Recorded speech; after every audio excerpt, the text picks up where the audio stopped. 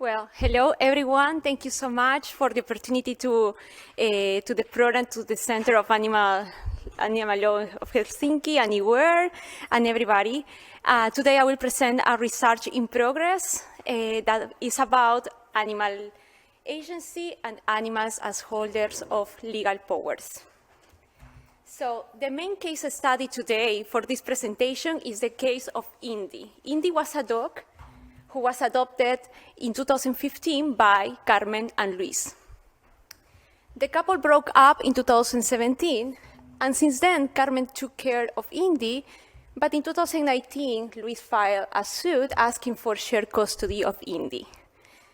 So, in resolving this case, the judge ordered a special hearing where the judge will be verifying the behavior of Indy in order to decide who will have the custody of Indy or if Indy will be in a shared custody. And what the judge observed was this. This is from the judgment. From the recognition carried out at this hearing, there is no evidence that Indy had any affection towards Luis, having shown himself nervous and fearful when he tried to caress. And in this judgment, the judge recognized that Indy had affection to Carmen and rejection towards Luis. And this is one of the few cases, if not the only one that exists, in which a judge gave the voice in a court to an animal. Because as you can see, the judge took into account Indy's preferences to decide who will be the custodian of Indy. Nevertheless, this could be the only one, but I think that with the social pressure about the protection of the best interests of the animal, at least in companion animals, we will have more cases like the Indy case in the future. For that reason, I consider that it's very important to begin to study how animals, how this is this happening, no? How some judge or some authorities are giving voice in the law to animals. And I think that the first step to study that from the law is thinking about animal agency. And this is Indy and Carmen outside the court after receiving the judgment that give full custody to Carmen about Indy. So let's start about animal agency. Animal agency is a prominent field that was is a very prominent field in cognitive science and psychology since 1990. It's very recent, but now it's a prominent field, but mostly dedicated to human agency. Nicole David explained agency in this way. In our everyday life, we often perform goal-direct actions, which we normally do not reflect upon, such as grasping a glass of water when we are thirsty. Actions or certain movements may happen because an intention to act generated a corresponding motor program in order to reach an intentional goal. An executed movement is associated with certain expected consequences. For example, feeling the arm move in a certain way or perceiving the glass in your hand.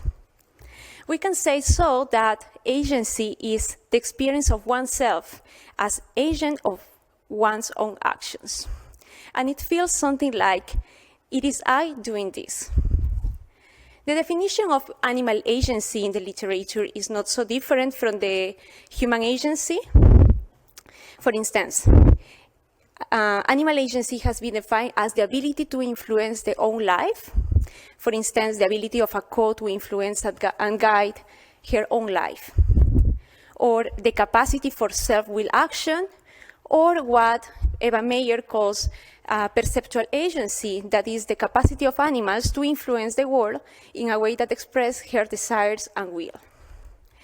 Taking into account these definitions, I created my own concept of animal agency, that is the self-will ability for action that enables animals to influence their own lives, their environment, and their relationships in a way that expresses their desires, will, and decisions.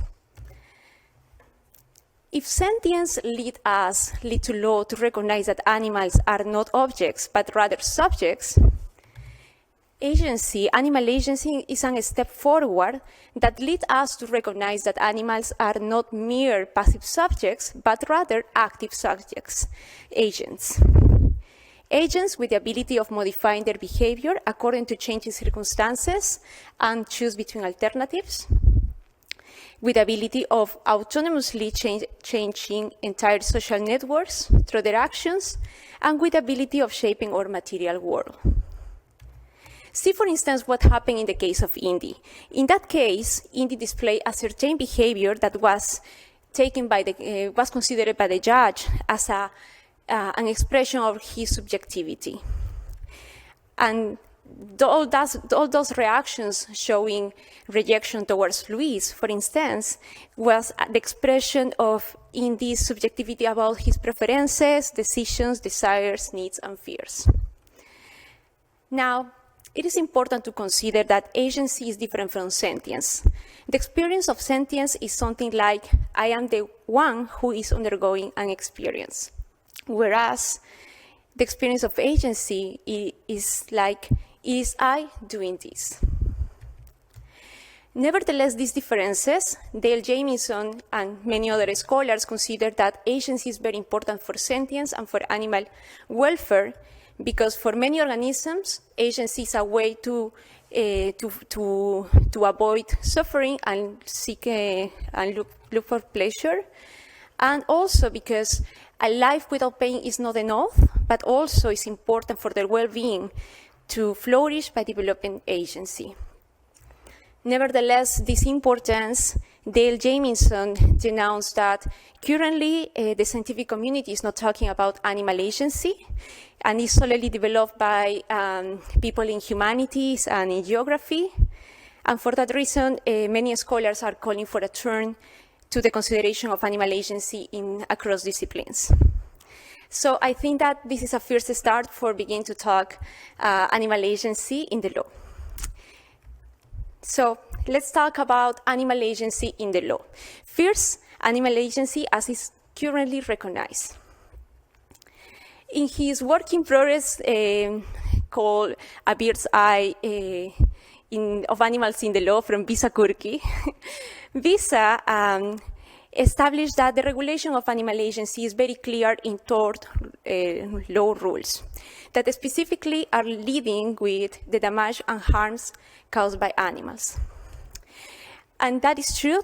Currently, the law recognizes that animals are autonomous beings in the sense of being able to do things on their own. And I don't know if you're familiarized with this term. Se moviente is a term in Spanish. And this is a term that we use a lot in civil law, referring to animals. Se moviente is defined by the Dictionary of Legal Spanish, the official Dictionary of Legal Spanish, as livestock or goods that move by themselves. And effectively, civil codes refer to animals as goods that move by their own. See, for instance, the Civil Code from Mexico that refers in the Article 753 that they are movable assets by their nature, the bodies that can move from one place to another, whether they move by themselves or due to external forces. It is interesting, too, that civil codes recognize that animals can react to provocations of humans. For instance, see this article also from the Civil Code of Mexico, Article 1929. The owner of an animal will pay for the damage caused by it if he does not prove any of these circumstances. Number two, that the animal was provoked. But also, this civil code differentiates between animal agency, the movement of the animal, and other fortuitous events of major force or natural events. So, in conclusion, currently we have an implicit recognition of animal agency in the law, but this recognition is limited to consider animals' potential to cause damage and disorder. Nevertheless, it is time to move forward from a property regime, just consideration of animals as property, towards what Visa Kurki also calls a more than thinhood regime. That is a regime that recognizes the sentient of animals and that animals can form connections with humans and question the property of animals. Well, in a more than thinking regime, first, in a just property regime, the traditional regime, animal agency is relevant because animals have the potential to cause damage and disorder. But in a more than thinking regime, animals have the potential of transmitting information related to their well-being through their agency. Information about their preferences, their needs, their desires, their fears, important for the protection of their well-being.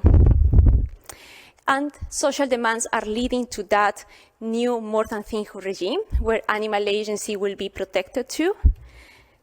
And we can see that in the case of Indy, in the main case of this presentation, because behind that judge that resolved the case, considering the preferences of Indy in this agency, behind that trial, there were social demands for the protection of the best interest of companion animals. And I consider that something similar is happening too in relation to the recognition of animal culture, that is a form of agency in the international conservation law, because now there are some organizations that are recognizing animal culture as important for conservation purposes. So having this landscape where the recognition of animal agency is going to be recognized in a more than just cause damage towards a transmission of information from animals to humans, I consider that it's very imperative for legal theory to study animal agency in the law. So in a brief research, I consider that the animal agency in the law in a more than thinking regime can lead to animals to be recognized as holders of legal powers. So we have that until now, the study of animals in the law has been centered in the sentience of the animals.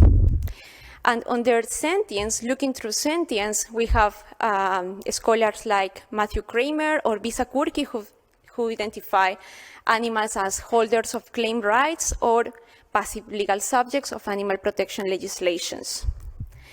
And they arrived to these conclusions because both authors were referred to the existing correlation between rights and duties according to the scheme of jural correlatives presented or developed by Holfeld in 1919. And according to this jural correlative scheme, animals will have claim rights because there are animal welfare legislations that are recognizing obligations of which animals are the final beneficiaries due to their sentience. Nevertheless, one of the big achievements of the scheme of jural correlatives of Holfeld was to show that not all legal relations are just rights and duties, because there are other relations to take into account. And today, I will refer to power. So when I am referring to power, I am not referring to the regular meanings of physical power or economic power. Rather, I am referring exactly to what Holfeld developed as legal power, that is the ability of changing legal relations of another subject through volitional conduct. What Holfeld said about power was this: a power can be identified when a change in a given relation results from some superadded fact or group of facts which are under the volitional control of one or more human beings. Also, Hart provided a definition of legal power. There is a legal power where persons are enabled by the law either to do actions physically affecting other persons or things, or to bring about changes in the legal positions of others or of themselves. Two distinctive features about legal powers to consider. The first is the creation of legal changes. I am referring that acts or omissions will create, modify, or extinguish legal relations. I'm sorry.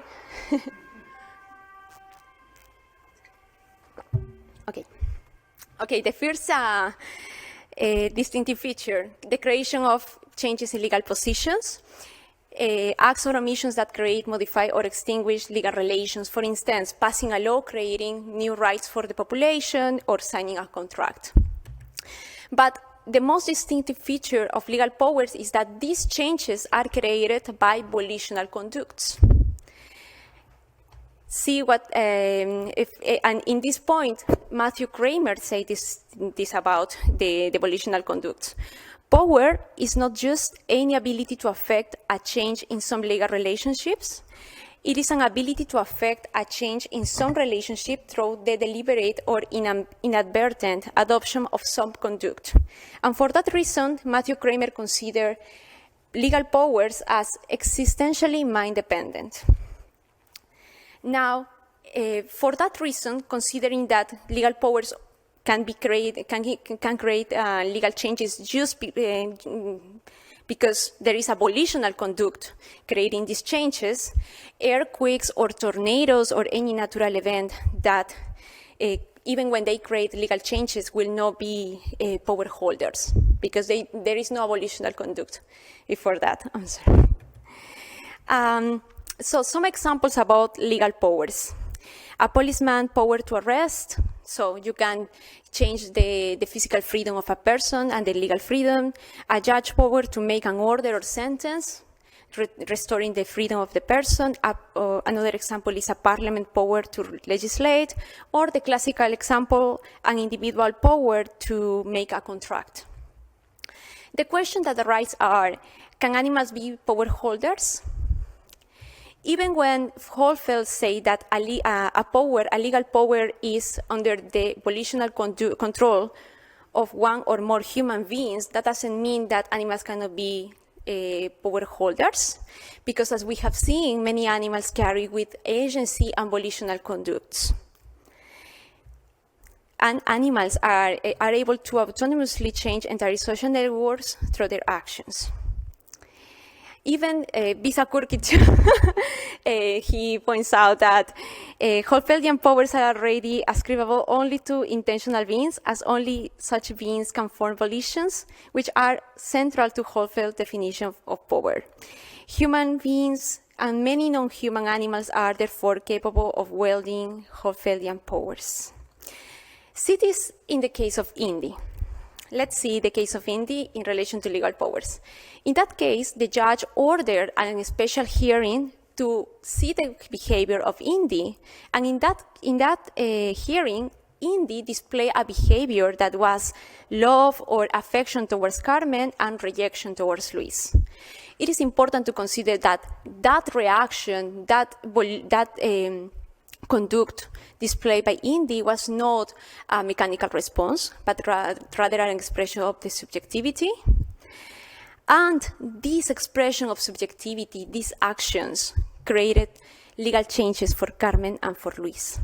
To begin with, the ownership between Carmen and Luis was extinguished. Second, legal changes for Carmen was that Carmen acquired legal custody or property over Indy, and also full obligations about the care of Indy.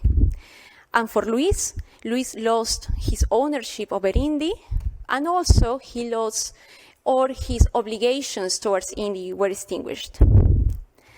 It is said that if X has the ability of impacting legal relations of another subject through his volitional conduct, then X has a power. In this case, we saw that Indy had the ability of impacting legal relations of another subject through his volitional conduct. Then Indy had a legal power. But someone can say that Indy don't understand anything about law, or that Indy didn't have any intention of creating legal changes.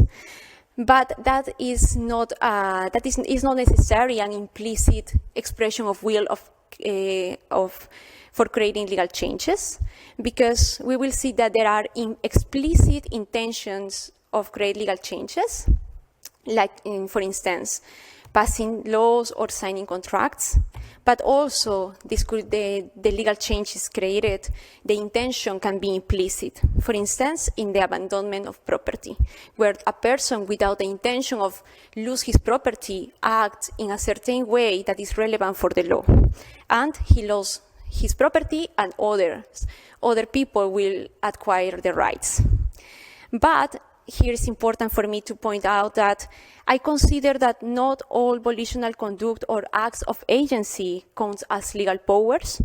Rather, just those volitional conducts or acts of agency to which the law grants potential of legal power. Let's see this in the case of Indy again.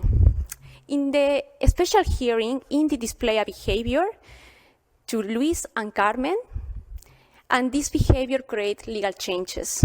But that does not exist if the judge will not order that. If the judge will never order that Indy had that power in the hearing, Indy will not be a power holder. So was the order of the judge who was and the authority of the judge who created the legal power for Indy. So, and here comes into play an important concept in legal power that is operative facts, that Holfeld defined as those facts under the general legal rules that are applicable suffice to change legal relations, that is, either to create a new relation or to extinguish an old one. For instance, in signing a contract, an operative fact will be that both parties are human beings or that they are of legal age. I consider that in the Indy case, the operative facts were: 1, the authority and independence of the judge for resolving the case; 2, the order of the judge to grant legal power to Indy's behavior; and 3, the existence of a growing social demand for the protection of the best interests of companion animals that legitimize the decision of granting legal power to Indy. In conclusion, animals have the ability of being power holders because they have agency, and but they will not have legal power if this doesn't have this second requirement that is necessary to legislate or for an authority to grant legal power to them.